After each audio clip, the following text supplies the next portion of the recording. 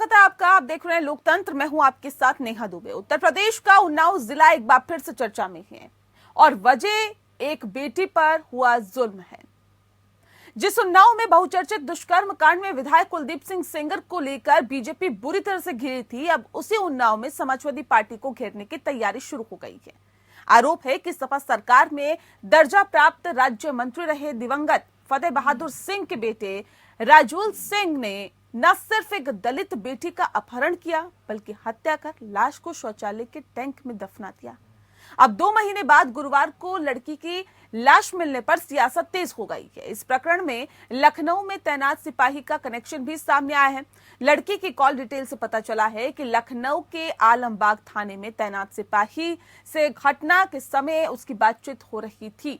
सिपाही और लड़की के संबंध को पता लगाने के लिए टीमें लग गई हैं। सीओ ने उस सिपाही को भी बयान के लिए बुलाया है। इस समय वह सिपाही विधानसभा सुरक्षा में ड्यूटी कर रहा है।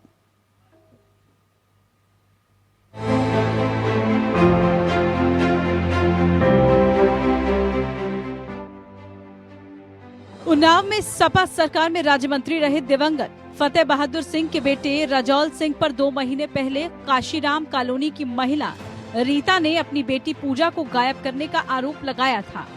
पुलिस ने रिपोर्ट तो दर्ज की लेकिन कोई कार्रवाई नहीं की गई।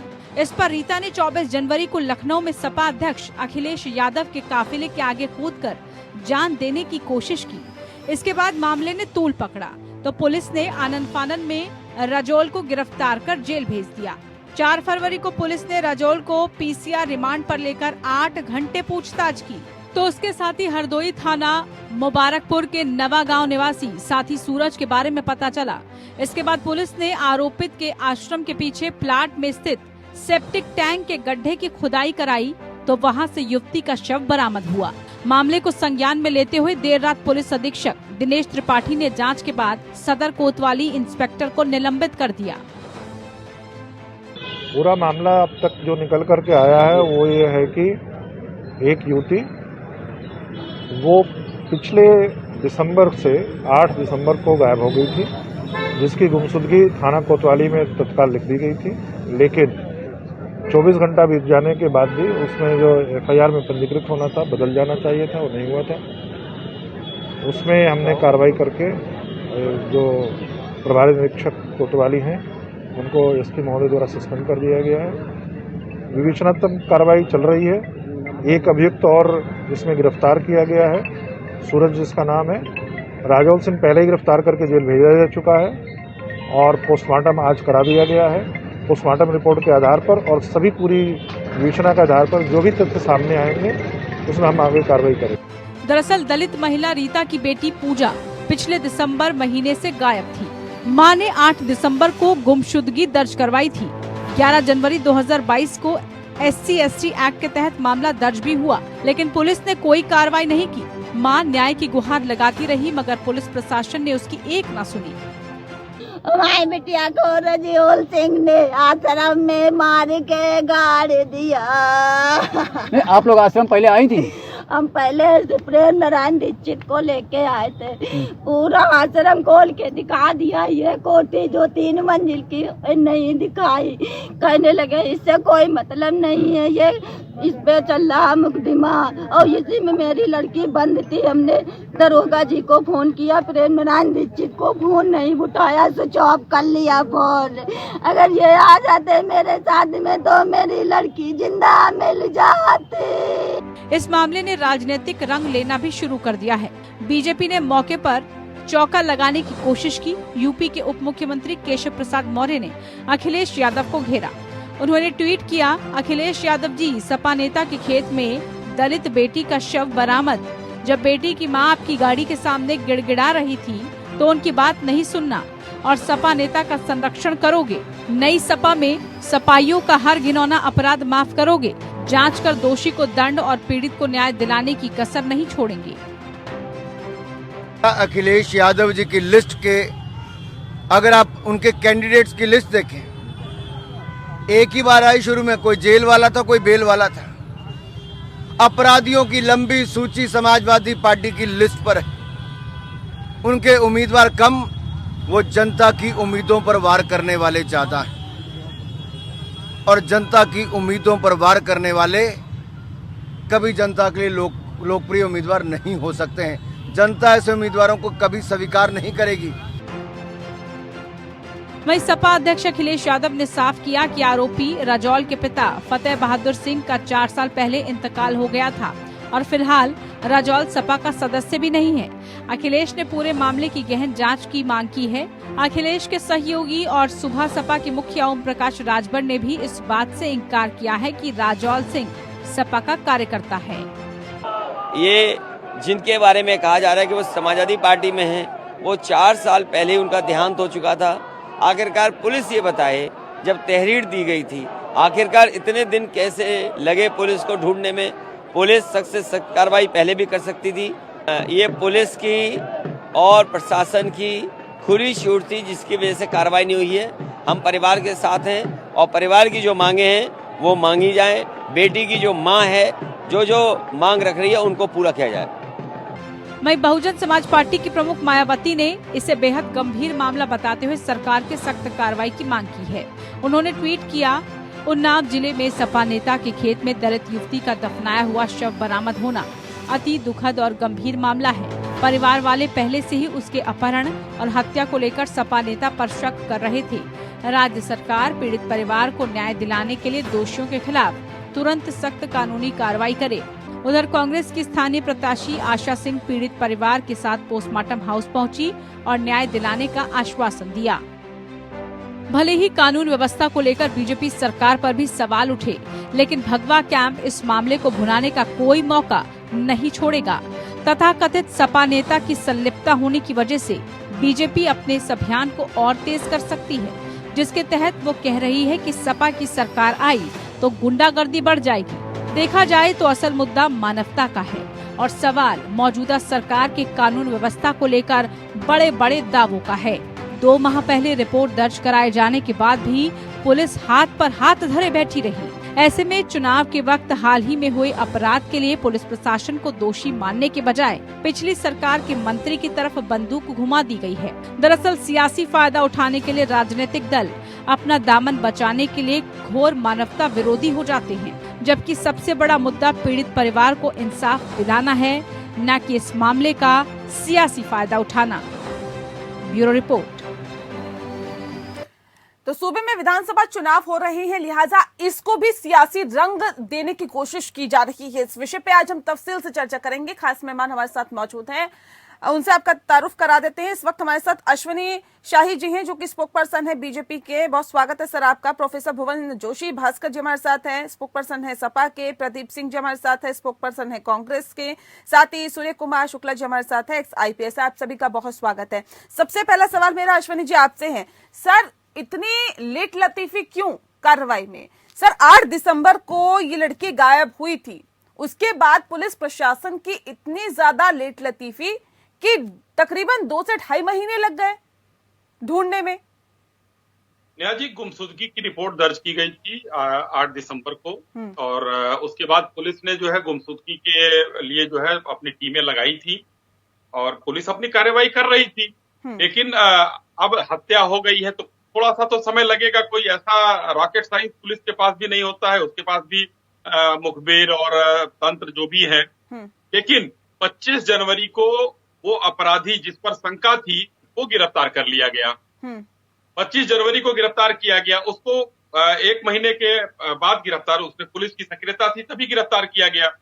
उससे पूछताछ में दूसरे का नाम निकला, दूसरा भी गिरफ्तार करके लाया गया, तब उसकी लाश बरामद हुई है। और पुलिस ने अगर कहीं भी निष्क्रियता बरती है तो कोतवाल को तुरंत सस्पेंड कर दिया गया है कि धारा इधर से उधर नहीं किया गया। हत्या का मुकदमा करने में देर किया गया तो पुलिस को दरोगा को तुरंत सस्पेंड किया गया था। तो इसमें मैं ये कहना चाहता हूं कि देखिए, ये तो सीधी सीधी एक पुलिस अपना काम कर रही थी, गुमशुदगी के उसमें थी। लेकिन सबसे बड़ा आश्चर्यजनक चीज है, एक दलित बिटिया की हत्या होती है, वो संवेदनशील विषय है और निंदनीय चीज है। लेकिन सपा के नेता के आश्रम में वो लाश क्या कर रही थी? तो ये नई सपा और नई हवा की बात लोग कर रहे हैं। इसका मतलब कि वो नई सपा नहीं है, वही सपा है इसमें हवा भरकर नई चीज लोग आज पेश कर रहे हैं। सारे अपराधी आज उसी सपा में है जो समाजवादी पार्टी आज कहती है कि नई सपा है, तो नई कुछ नहीं है। नए कलेवर में नए अपराधी उसमें आ रहे हैं। उनके पिताजी मंत्री हुआ करते थे, उनका बेटा भी आज अपराधी की तरह है। आज वो जेल के शिक्षकों के पीछे है। अपराधी पकड़ लिया गया और उस परिवार को न्याय दिलाने का काम भारतीय जनता पार्टी करेगी। इसीलिए हम लोग बार बार इस प्रदेश की जनता से आह्वान कर रहे हैं कि अगर समाजवादी पार्टी को आप लोग वोट कर रहे हैं तो फिर गुंडों की सरकार आ जाएगी और कोई बहन बेटी सुरक्षित नहीं रहेगी। ठीक है जी नेहा जी। भुवन जी, नई हवा है, नई सपा है का आप दाना दे रहे हैं, लेकिन अभी आपने सुना अश्वनी जी को कह रहे हैं सपा वही है पुरानी, लेकिन अपराधी नए आ गए हैं अब सपा में।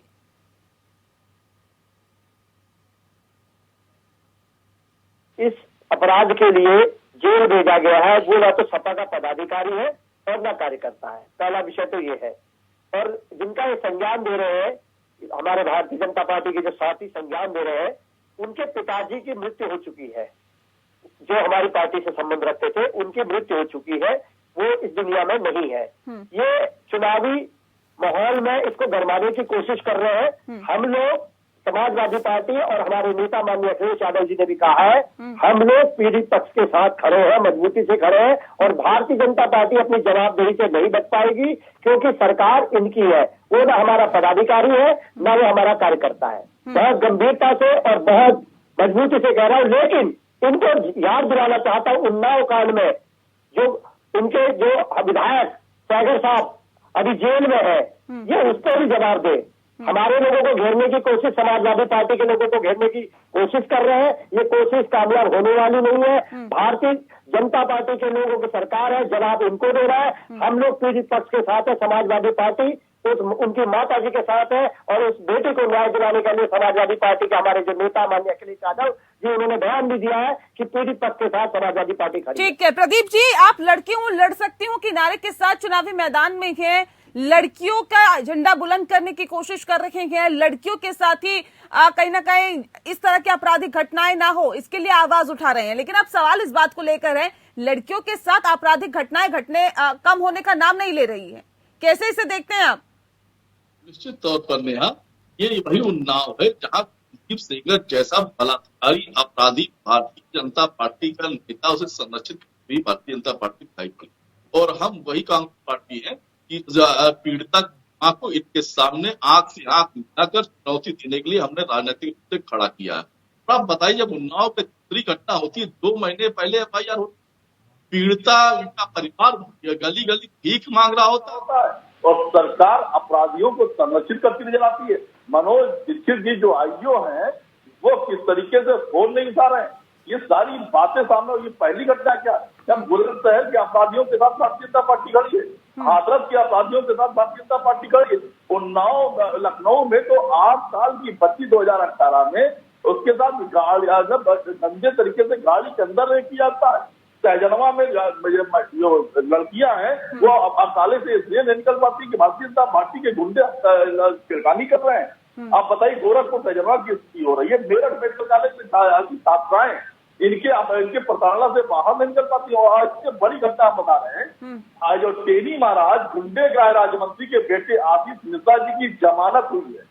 और जमानत ये अपराध 302 का था, पिटीशन नंबर 1376/2/2021 FIR, इसमें जो जमानत हुई है वो 147, 48, 49, 307, 326, 427/34 IPC के तहत ये जमानत हुई है और महोदय रिहा होने वाले हैं। इतना बड़ा भारतीय जनता पार्टी के सरकार से हो रहा है, इससे भारतीय जनता पार्टी की सरकार में हो रहा है। अश्विनी जी कहते हैं कि हमारी सरकार में क्राइम कंट्रोल हुआ है, ये कैसे माना जाए? NCRB के आंकड़े भी कुछ और कहते हैं। आप लोगों का जो ठीक है हाल इस बात को लेकर है, प्रदीप जी कह रहे हैं ब्रेक पे जाने से पहले कि आप लोग ये दम भरते हैं कि जो हमारी सरकार में क्राइम हमने कंट्रोल करके दिखाया है, और कहां ये क्राइम कंट्रोल हुआ है? यहाँ पे तो फिर लड़कियां सुरक्षित नहीं हैं। आप ये चुनावी मुद्दा बनाते हैं, ये कहते हैं कि हमारी सरकार में कानून व्यवस्था बेहतर हुई है। कहां सर बेहतर हुई है?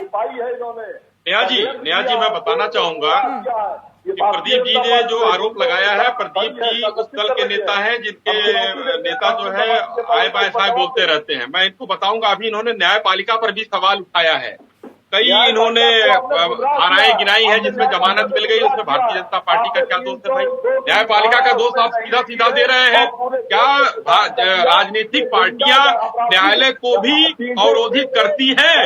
अगर करती है तो 56 साल तक इनकी सरकार रही है, इसका मतलब कि ये न्याय व्यवस्था में अवरोध उत्पन्न करते रहे हैं। दूसरी बात मैं आऊंगा, समाजवादी पार्टी का आज मामला है और समाजवादी पार्टी के नेता ने जो कहा, मैं बताना चाहूंगा नेहा जी, जो 17 के पहले एक एग्जाम्पल के तौर पर मैं देना चाहूंगा, जैसे महिला अपराध 70,000 के महीने के हिसाब से अगर होता था तो हम उस अपराध को घटाकर 40,000 से नीचे ले आए हैं। इसका मतलब कि हम अपराध कम किए हैं। अपराध में उसके पास, मेरे पास मुठभेड़ में मारे गए 150 से ऊपर लोग मारे गए हैं उत्तर प्रदेश में।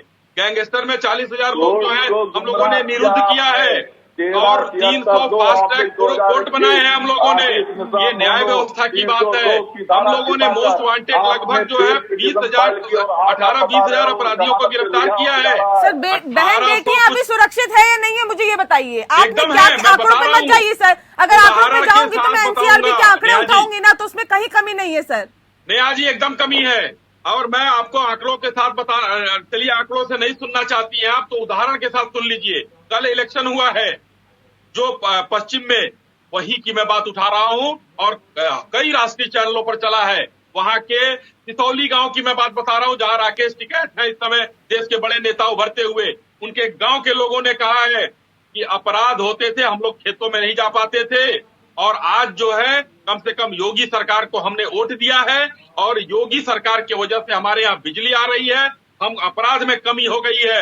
हम लोग बागपत की सड़कों पर नहीं जा पाते थे रात में 8 बजे मोटरसाइकिल से, आज हम निर्बाध गति से जाते हैं। भुवन जी, आप लोग कह रहे हैं कि सरकार बीजेपी की है, जीरो टॉलरेंस की बात करती है, लेकिन उसके बाद भी क्राइम को कंट्रोल नहीं कर पाती। लगातार आप लोगों पर ये छिटाकशी होती है कि अगर सपा की सरकार आई, एक नैरेटिव सेट करने की कोशिश भारतीय जनता पार्टी की तरफ से हमेशा से की गई है, सपा की सरकार आई तो गुंडा राज आ जाएगा।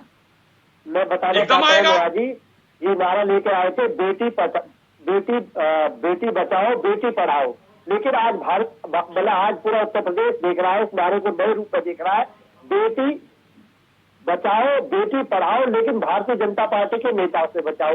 अब कौन कौन है आपको मैं भी बता देता हूँ। अभी इनके नेता चिन्मयानंद जी, इनके नेता सहगर जी, ठीक है, इनको जवाब देना है। अब शासन प्रशासन इनका है, ये समाजवादी पार्टी इनको रोक नहीं दी थी कि तुम इसमें कार्रवाई मत करो। हम लोग, हमारे नेता माननीय अखिलेश यादव जी ने स्पष्ट कहा है, हम लोग पीड़ित परिवार के साथ है और त्वरित कार्रवाई की जाए। वो जो पकड़े गया है वो सब समाजवादी। अगर 2 से 2.5 या 3 महीने का वक्त लगता है तो विपक्ष का ये उत्तरदायित्व होता है या फिर क्या उनका कार्य होता है कि अगर ऐसे मुद्दे हैं जहां पुलिस प्रशासन, जहां पर सरकार ठीक से काम नहीं कर रही है, ऐसे मुद्दों को उठाना कहाँ है आप? नेहा जी, मैं बहुत जिम्मेदारी से कहना चाहता हूँ, लॉ एंड ऑर्डर इस समय टोटल भारतीय जनता पार्टी के हाथ में है। 10 मार्च को माननीय Akhilesh Yadav, sir law and order तो आपके हाथ में नहीं है, लेकिन मुद्दों को उठाना तो आपके हाथ में है।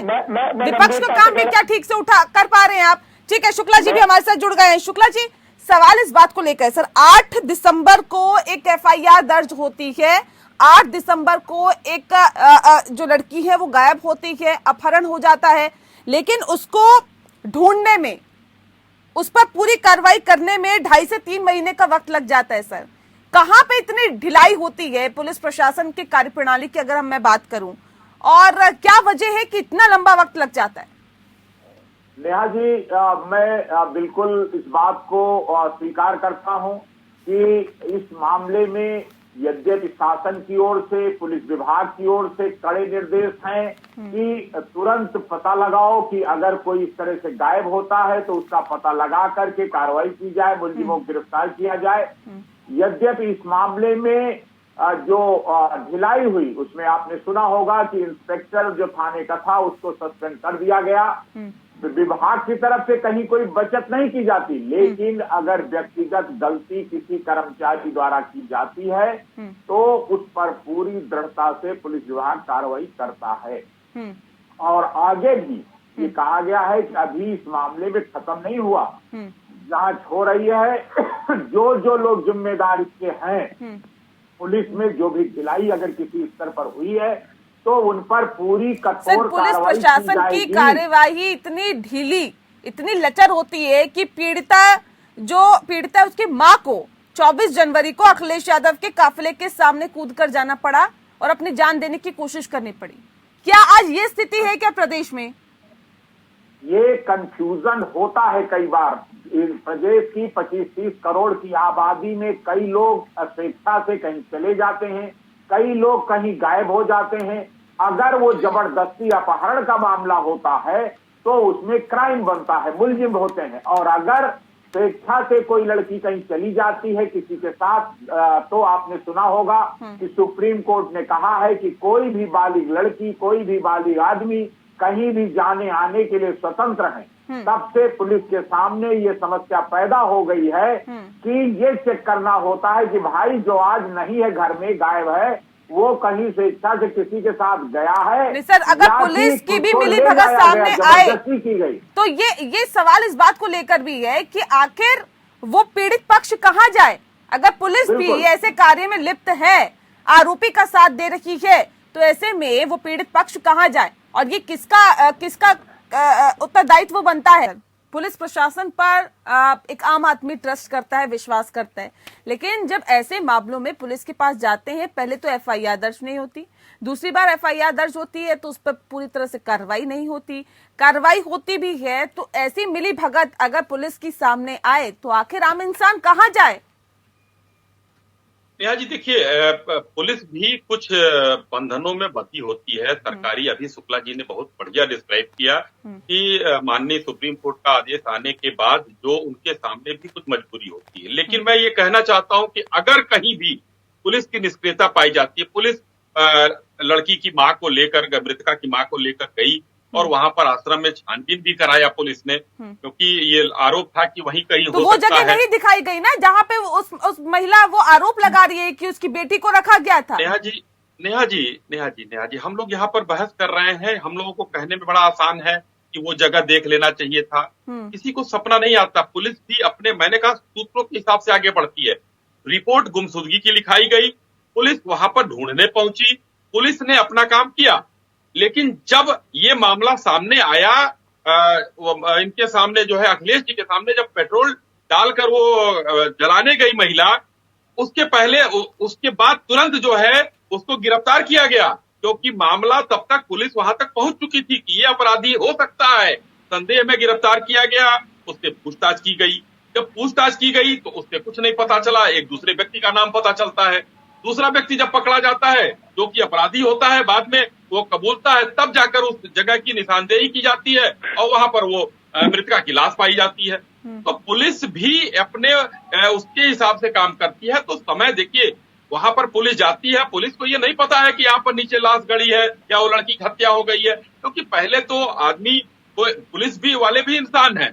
अगर कहीं गलती करेंगे तो उनको दंड दिया जाएगा और देना चाहिए, सख्त से सख्त कार्रवाई, बर्खास्तगी भी होनी चाहिए, मैं मांग करता हूं। लेकिन वो भी इंसान है और नियम कानून में बंध कर वो काम करेंगे। नियम के बियॉन्ड जाएंगे तो फिर कल हम लोग बहस करेंगे, आप ही कहेंगी 4 लोग और हमारे रहेंगे कि नहीं ये गलत हुआ। तो इसको बड़ा बैलेंस तरीके से चलने की जरूरत होती है, क्योंकि संदिग्ध मामला, एक नौजवान युवती गुमशुदगी की रिपोर्ट है, उसका परिवार आरोप लगा रहा है। तो जब अपराधी पकड़ लिया गया तो धीरे धीरे कलई खुलती गई। उसमें थोड़ा समय लगता है। नेहा जी, मैं स्पष्ट बताना चाहूंगा कि उत्तर प्रदेश में इस समय कानून का राज है और 24 करोड़ की जनसंख्या हम लोगों की है। इसमें ये देखिए, ये अपराध, कोई भी अपराध हो, ये हो राहजनी हो, कुछ भी हो, ये निंदनीय होता है। लेकिन कहीं ना कहीं थोड़ा बहुत हम लोगों को ये देखना पड़ेगा कि हर जगह सीसीटीवी कैमरे नहीं लगे हैं। अपराधी, अगर हम लोग आपस में बात कर रहे हैं और पास में बैठे हैं, किसी ने एक थप्पड़ किसी को मार दिया तो उसको, पुलिस को पता नहीं होता है कि वो मार देगा तुरंत। तो ये अपराध होते हैं। और वो चीज जो है थोड़ा बहुत, ठीक है सर, ठीक है। भुवन जी, क्या ये कह के कि जो आप आरोपी है वो समाजवादी पार्टी का सदस्य नहीं है, समाजवादी पार्टी अपनी जिम्मेदारी से पल्ला झाड़ सकती है, क्योंकि जो उनके पिताजी हैं, भले ही उनका देहांत हो गया हो, लेकिन वो राज्य प्राप्त मंत्री रहे हैं। दर्जा प्राप्त मंत्री। नेहा जी एक लाइन मैं थोड़ा सा जोड़ दूं। उस लड़की की मां ने सपा नेता करके अखिलेश जी को आरोप लगाया था कि सपा नेता ने ये किया है। क्योंकि इनका समय पूरा हो गया, आपने प्रश्न ठीक है, रखिए अपनी बात।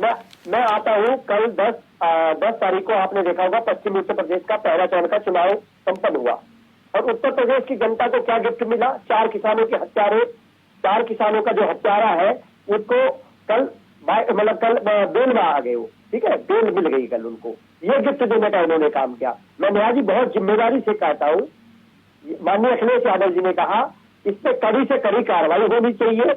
उनके पिताजी ऊपर है, जब कोई मृत्यु हो जाता है संसार में तो उस पर कोई भी आरोप नहीं लगता। ये आप भी जानते हो भारत का संस्कार है, ठीक। तो वो इस मामले में कहीं भी नहीं है, तो उन पर चर्चा ही नहीं होनी चाहिए। दूसरा भी आ जाए, किसी उनका बेटा ना तो हमारा पॉलिटिकल पार्टी का पदाधिकारी है ना वो कार्यकर्ता। बहुत जिम्मेदारी से मैं आपसे कहना चाहता हूँ। माननीय अखिलेश यादव जी ने अपने बयान में भी गलत आपका कार्यकर्ता, वो आपका नेता है, वो कार्यकर्ता भी नहीं है, आपका नेता है। अरे सर उसको दिखाइए ना, कहाँ पर हमारे पदाधिकारी कार्यकर्ता है, उसे दिखाइए। जांच हो रही है, सामने आ जाएगा। जांच हो, मेरी बात सुनिए। बहुत मजबूती से सामने आएगा और वैसे ही सामने आएगा जैसे गायत्री प्रजापति को आप लोग लेकर घूमते रहे, अखिलेश यादव जी लेकर मंचों पर घूमते रहे उसको, और उस अपराधी को जब माननीय सुप्रीम कोर्ट ने कहा तो उसको गिरफ्तारी कराया गया। ये उसी तरीके से आएगा जिस तरीके से आज आप पहुंच रहे हैं। आपको जवाब देना उत्तर प्रदेश को, सहगल जी का, चिन्मयानंद जी का, आपको जवाब देना। सहगल जी और चिन्मयानंद जी को पुलिस ने अरेस्ट कर लिया, वो जेल में है, उनको सजा मिलेगी, न्यायालय के ऊपर है।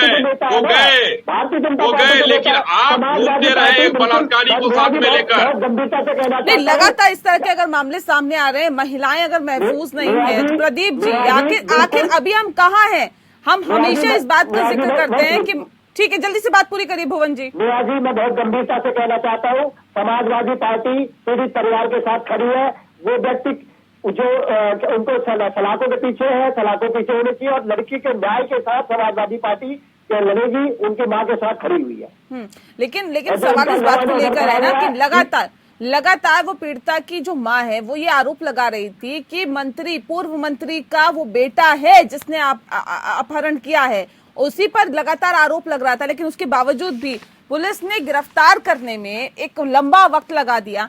शुक्ला जी, अब सवाल इस बात को लेकर है कि क्या इतना लंबा वक्त लगता है, पहली बात, और जब छानबीन करने के लिए ऐसा कोई मामला सामने आता है, छानबीन करने के लिए पुलिस जाती है, तो किस तरह की स्थिति उसके सामने होती है? क्योंकि ये पुलिस पीड़िता की जी नेहा जी, सर मैं आ रही हूँ आपके पास। लोगों को समझ लेना चाहिए कि अगर किसी आदमी पर कोई संदेह व्यक्त करता है कि इसने अपहरण किया होगा, इसने गायब किया होगा, लेकिन अब पुलिस उसको पकड़ के जब लाती भी है, पूछताछ भी करती है, तो आप जानती हैं कि अगर जरा भी 3rd डिग्री यानी मारपीट का इस्तेमाल अगर पुलिस कर देती है तो तुरंत उसको बड़ा भारी इशू बनाया जाता है कि पुलिस मारपीट कर रही है, मानवाधिकारों का उल्लंघन कर रही है।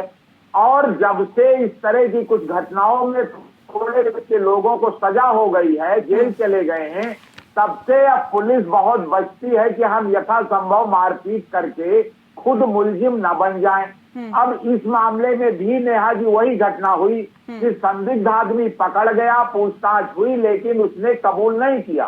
उसने कहा मैं नहीं जानता हूं, मेरे पास नहीं है वो लड़की, मैंने नहीं मारा। और इसके कारण पुलिस को संदेह था। पुलिस ने कि आखिरी बार इसने कॉल किया है, बुलाया, इसलिए जरूर इसको जानकारी होगी, तो पुलिस ने उसको जेल भेज दिया मजिस्ट्रेट के सामने आदेश कराकर, और वो जेल चला गया। लेकिन इस बीच पता नहीं चला, बाद में पुलिस फिर पता लगाती रही और ये पता लगा कि इस घटना में एक और आदमी का हाथ है जिसकी जानकारी में हो सकता है। जब वो पकड़ा गया तो वो चूंकि पूरी तरह मुख्य मुलजिम जेल में था और सेकंड मुलजिम बाहर था, तो उसने बता दिया कि ये लाश यहाँ गड़ी है। तो उसके बाद पुलिस ने उसको बरामद कर लिया। अब इसमें मामला खुल गया और सबूत मिल गया। तो मैं कह रही हूँ कि इतना वक्त लगता है क्या इस पूरे मामले को खुलने में? जब पुलिस की लापरवाही और पुलिस की मिलीभगत सामने आएगी तभी तो इतना वक्त लगेगा। प्रदीप जी, अब सवाल इस बात को लेकर है, हम महिलाओं की महफूजियत की बात करते हैं, महिलाओं को आगे बढ़ाने की बात करते हैं और ये कहते हैं कि महिलाएं आज हर क्षेत्र में आगे हैं, लेकिन सर जब तक क्राइम पे कंट्रोल नहीं होगा कैसे महिलाएं महफूज रह सकेंगी, कैसे आगे बढ़ सकेंगी, और क्या इस पर फोकस है क्या सरकारों का? देखिए, उत्तर प्रदेश पुलिस बल का अपना एक गर्मामय इतिहास रहा है, लेकिन भारतीय जनता पार्टी की सरकार जब से आई है और जिस तरीके से उत्तर प्रदेश के पुलिस बल को इन्होंने अपने कार्यकर्ता के तरह इस्तेमाल करने का प्रयास शुरू कर दिया, तब से ये परिस्थितियां सामने आने लगी। अब इसी उन्नाव में कुलदीप सेंगर जैसे अपराधी बलात्कारी नेता पर जब आरोप आया तो भारतीय जनता पार्टी उसे संरक्षित करती नजर आई, जहां तक कि पुलिस कस्टडी में ही पीड़िता के पिता की हत्या कर दी। पुलिस जुडिशियल कस्टडी में पीड़िता के पिता की हत्या कर दी गई और इसलिए कर दी गई कि सरकार इस बलात्कारी अपराधी को संरक्षित कर रही थी, चाहे वो चिन्मयानंद का मामला हो, चाहे वो साक्षी महाराज का मामला हो। और आज हम फिर ये कहते हैं, आज भी जो हम आपकी चैनल पर ब्रेकिंग न्यूज दे रहे हैं, ये आशीष मिश्रा जो किसानों की हत्या का आरोपी है, उसकी पिटीशन नंबर है 1372/2021 आशीष मिश्रा मोनू, और धारा इसमें पिटीशन में बेल पिटीशन में है 147, 148, 149, 307, 326, 427/34 IPC एक्ट 177 NB एक्ट, इसमें ये जमानत हुई है। और भारतीय जनता पार्टी और इनके वकील कोर्ट को गुमराह करके इस अपराधी को की जमानत कराने में सफल हुए हैं। इसीलिए हम ये कहते हैं कि भारतीय जनता पार्टी गुंडों के साथ खड़ी है, अपराधियों के साथ खड़ी है, ये हाथरस की बेटी के साथ नहीं खड़ी है। बहुत गंभीर आरोप लग रहे हैं बीजेपी पर। पुलिस की कार्यप्रणाली पे तब भी सवाल उठे थे जब आशीष मिश्रा को गिरफ्तार करने की बात कही गई थी। पुलिस इंतजार कर रही थी मेहमान की तरह कि आइए, आप आइए और पुलिस के सवालों का जवाब दीजिए। सर, क्या पुलिस आम अपराधी की तरह, आम आरोपी के साथ भी इस तरह का व्यवहार करती है जो आशीष मिश्रा के साथ किया गया था? नेहा जी, देखिए, अभी हमारे कांग्रेस के भाई ने जो है बड़ी धाराएं गिना दी। माननीय हाई कोर्ट लखनऊ बेंच ने जो है उनको जमानत दी है। वो अपराधी है नहीं है, अगर उसमें पाया गया, ये निर्धारित करना कोर्ट का काम है। फांसी देना कोर्ट का काम है, छोड़ना कोर्ट का काम है। लेकिन उसके बाद भी हमारे कांग्रेस के नेता को, कांग्रेस के प्रवक्ता को ये नहीं लग रहा है कि ये कोर्ट पर सीधा आरोप लगा रहे हैं। इन्होंने कहा कि भारतीय जनता पार्टी के लोगों ने कोर्ट को दिग्भ्रमित किया, यानी कि वहां पर अच्छे लोग नहीं हैं। जजों पर इन्होंने सवाल उठाया। लेकिन दूसरी तरफ अलवर में एक बलात्कार होता है, उत्तर प्रदेश में इनकी सरकार नहीं है, इसलिए राजस्थान और हम लोगों को महाराष्ट्र और छत्तीसगढ़ जाना पड़ता है। अलवर में बलात्कार होता है, इनके मुख्यमंत्री अशोक गहलोत कहते हैं कि बलात्कार नहीं हुआ है, लड़कियां खेत घूमने जाती हैं, क्यों जाती हैं? इनके मुख्यमंत्री ने बयान दिया, छत्तीसगढ़ के मुख्यमंत्री ने क्या बयान दिया था, ये सबके सामने है। वहां के बलात्कार, वहां के अपराधी को नहीं दिखते हैं। अरे सुन लीजिए प्रदीप जी, वहां के अपराध और वहां के बलात्कार आपको नहीं दिखते हैं। आपको उत्तर प्रदेश की नहीं, पूरे देश की न्यायपालिका पर सवाल उठाने का हक है, आप उठा सकते हैं। अश्विनी जी, सवाल का जवाब नहीं दिया। मेरा सीधा सा सवाल ये है कि क्या आम आरोपी जिसके ऊपर इस तरह के गंभीर मामले चल रहे हो, आरोप लग रहे हो, उसके साथ भी पुलिस इस तरह का बर्ताव करती है जो आशीष मिश्रा के साथ किया था? पुलिस की कार्यप्रणाली पर यहाँ पर सवाल उठ रहे हैं, इसलिए ये सवाल मैं पूछ रही हूँ। पुलिस ने 7 अक्टूबर को आशीष मिश्रा के पिता और केंद्रीय मंत्री अजय मिश्रा के घर के बाहर नोटिस चिपकाया था, जिसमें लिखा था कि आशीष जो है वो 8 अक्टूबर को सुबह 10 बजे तक क्राइम ब्रांच के सामने जाए और पुलिस को जानकारी दे। इससे उसके बाद भी वो नहीं पहुंचे।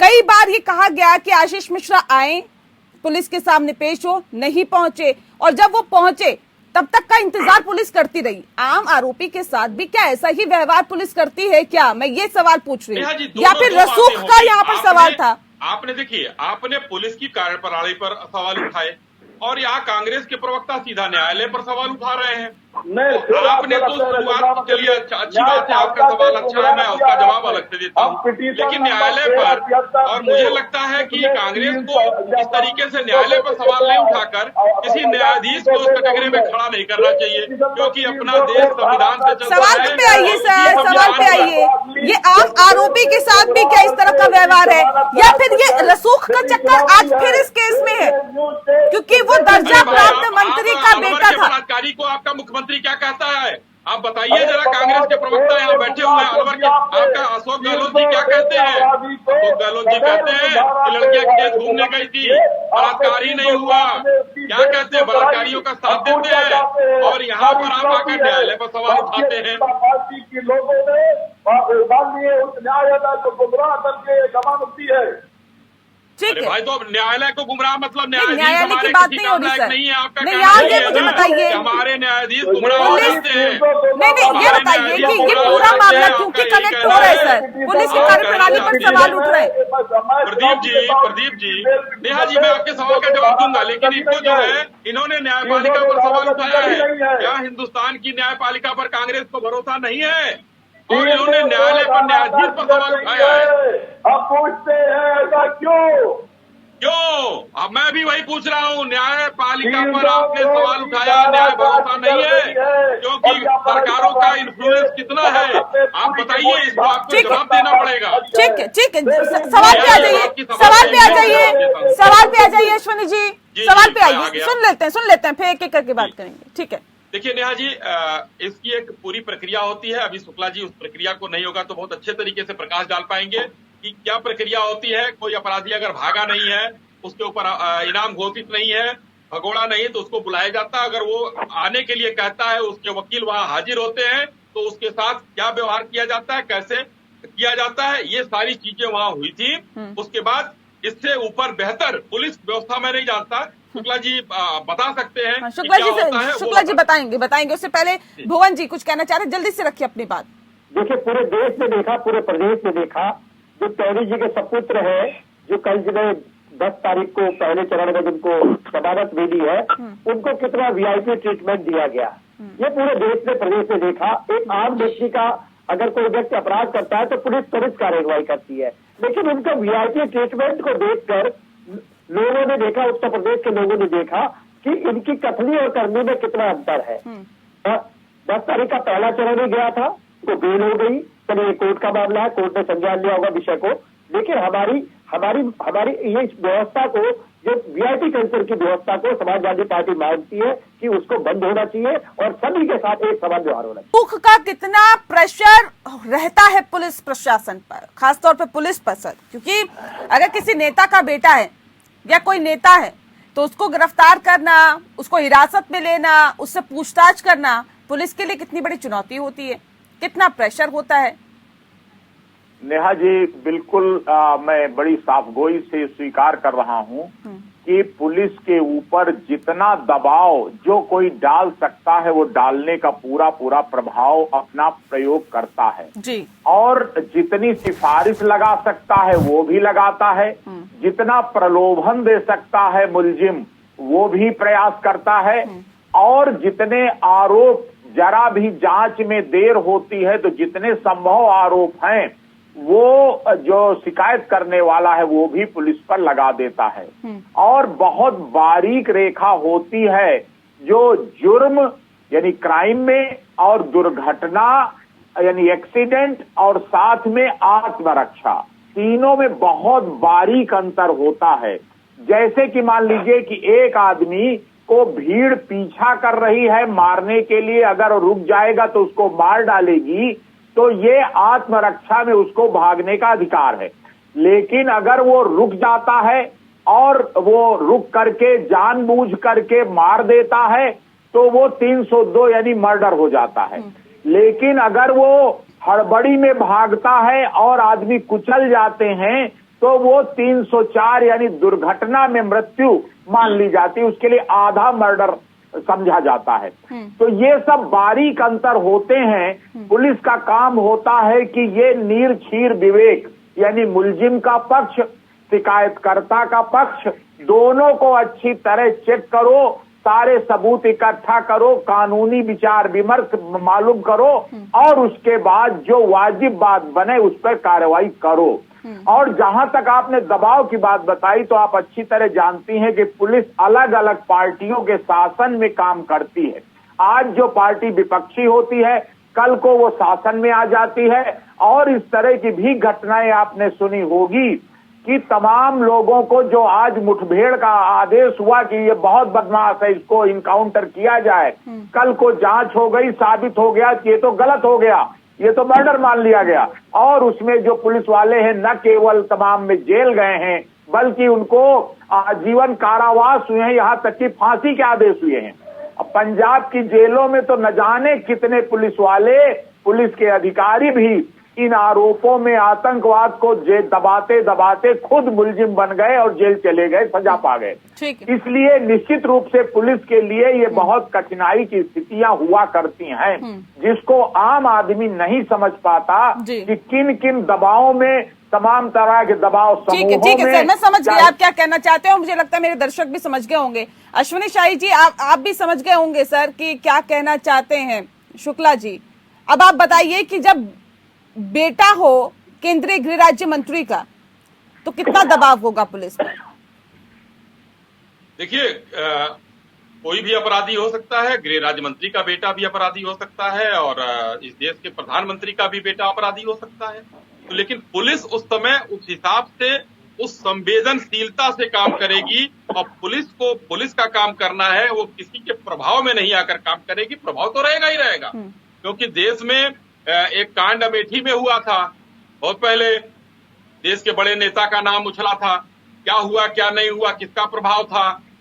तो सारे जगह प्रभाव होते हैं, लेकिन पुलिस अपने संवेदनशीलता से काम करती है और उसमें हर जगह प्रभाव में आने वाले लोग भी हैं और नहीं आने वाले लोग भी हैं। इस समय शुक्ला जी के साथ रहे हैं इतने दिन तक, इनको खुद पता होगा कि कितने लोग, कुछ लोग प्रभाव में आने वाले होते हैं। भुवन जी, अब आपने सुना शुक्ला जी को, शुक्ला जी ने ये भी कहा कि आज जो विपक्षी पार्टी है वो कल सत्ता में भी आ सकती है, ये भी एक डर रहता है। मुश्किल है, कोई नहीं आएगा। भारतीय जनता पार्टी 10 तारीख को आ रही है, फिर से कहा नहीं आज ही, ऐसी बात मत किया कीजिए।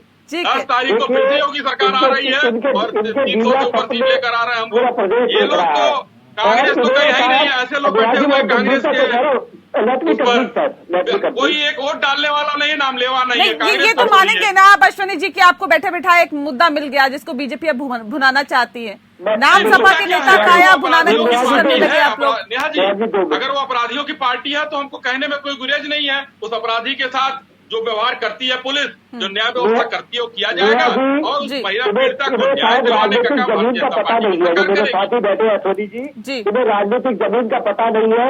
मुझे सौभाग्य मिला बागपत जाने का, मैं गाजियाबाद में रहता हूँ, बागपत में जाने का जन सैलाब पदाधिकारी कार्यकर्ता भी कर रहा है। जनता बड़े नेता जो इस समय गाँव की बात मैंने बताया, दोबारा योगी जी इस समय पूरा देश योगी और मोदी मैं है। भैया जी, आप मेरे साथ डिबेट में हमेशा आपके आता हूँ, ठीक है, रखिए अपनी बात रखिए। 10 मार्च को इनको दोबारा बुलाएगा और हम इनको लड्डू खिलाएंगे, समाजवादी लड्डू खिलाएंगे। और अखिलेश यादव जी प्रदेश के मुख्यमंत्री बन रहे हैं और माननीय जयंत चौधरी और हमारे जितने सहयोगी है। ठीक है सर, ठीक है। किसकी सत्ता आएगी ये तो आने वाला वक्त बताएगा, लेकिन मुद्दा जो है उसमें रहिए। प्रदीप जी, ठीक है, मैं आती हूँ, मेरे पास वक्त की कमी है। प्रदीप जी को एक सवाल मुझे पूछना है। प्रदीप जी, अब सवाल इस बात को लेकर है, बीजेपी कहती है सपा से हमारा मुकाबला है, सपा कहती है भारतीय जनता पार्टी से मुकाबला है, लेकिन दोनों की ही सत्ता जनता देख चुकी है। बीजेपी की देख रही है, सपा की देख चुकी है। आप लोग तकरीबन 32 साल से सत्ता से बाहर है, उत्तर प्रदेश की सियासत से बाहर है। क्या लगता है महिलाएं इस बार, क्योंकि महिलाओं को आप लोग फोकस कर रहे हैं, महिलाओं की सुरक्षा को, महिलाओं की पढ़ाई को, इस बार क्या महिलाएं विश्वास करेगी आप लोगों पर? और क्या महिला सुरक्षा एक बड़ा मुद्दा बनेगा? क्योंकि मुद्दा तो ये है ही, उसमें भाजपा कहीं ना कहीं फायदा लेने की भी कोशिश कर रही है, लेकिन आप लोग का क्या नजरिया है इस पूरे विषय पर? जब हमारे नेता प्रियंका गांधी और कांग्रेस पार्टी 40% राजनीतिक हिस्सेदारी की बात करती है, तो हम 40% हिस्सेदारी देकर अपने टिकटों में दिखाते हैं। जब हम उन्हें नौकरियों में 40% हिस्सेदारी की बात करते हैं तो हम करके दिखाते हैं। चाहे वो उन्नाव का मामला रहा हो, चाहे हाथरस का मामला रहा हो, चाहे बुलंदशहर का मामला हो, हर जगहों पे कोई नेता, कोई राजनीतिक दल लड़ता नजर आए तो भारतीय राष्ट्रीय कांग्रेस, हमारी नेता प्रियंका गांधी तो लड़ते कई बार सरकार को आईना दिखाते झील भी नहीं, आते कार्यकर्ताओं ने उन्नाव कांड में लाठियां खाई। तो हम निश्चित तौर पर हमें विश्वास है, न सिर्फ महिलाएं बल्कि युवा जो जिसे रोजगार चाहिए, जो 250 रुपए लीटर तेल खरीदा उसको, जो 100 रुपए लीटर पेट्रोल खरीदा उसको, जिसके खाद में चोरी हुई है वो, और जिस शिकायत का अपमान भारतीय जनता पार्टी के प्रवक्ता यहाँ बैठकर और योगी जी आज मुख्यमंत्री कहते हैं लखनऊ आओगे तो ये दिल्ली नहीं लखनऊ ऐसे बताते कि ये भाषा बोलने वाले लोगों का अहंकार तोड़ने का काम करेगा। और उन्नाव एक बार फिर से चर्चा में है सर, और उन्नाव का मामला फिर से सियासी रंग लेता हुआ जा रहा है, लेकिन इस बार बीजेपी इसको भुनाने की कोशिश कर रही है और सपा पर कहीं न कहीं आरोप लगाए जा रहे हैं। बहरहाल बहुत शुक्रिया आप सभी मेहमानों का हमारे साथ इस खास चर्चा में शामिल होने के लिए। लोकतंत्र में इतना ही, नमस्कार।